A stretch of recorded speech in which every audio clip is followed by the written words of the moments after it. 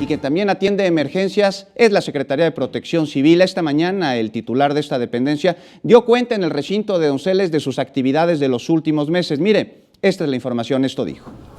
El secretario de Protección Civil de la Ciudad de México, Fausto Lugo, señaló que es importante considerar que esta secretaría trabaje bajo el mismo esquema de mando único con el cual trabaja la Secretaría de Seguridad Pública y el heroico Cuerpo de Bomberos.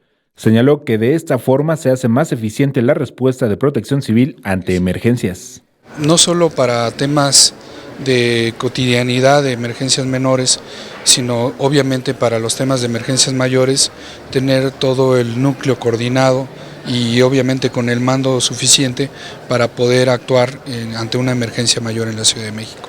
Durante su comparecencia en la Asamblea Legislativa, el secretario solicitó a los diputados locales mantener el presupuesto en la materia para el próximo año sin recortes. No esperamos ningún recorte, esperamos que al menos nos asignen lo que se ha venido asignando en años pasados. Nosotros esperamos una ampliación, y ya lo mencionamos, la ciudadanía pues ya no está de acuerdo con recortar autoridades que atienden emergencias o los atienden a ellos. Y nosotros desde Protección Civil, nuestra dedicación es con ellos, entonces no sería congruente pensar en recortes.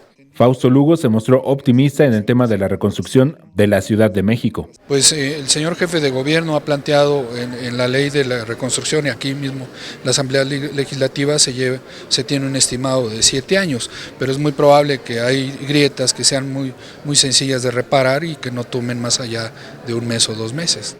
El secretario señaló que luego de la experiencia de septiembre pasado se deben fortalecer los protocolos en materia de protección civil. Con imágenes de Sergio Villanueva, Alberto Álvarez Santana, 21 Noticias.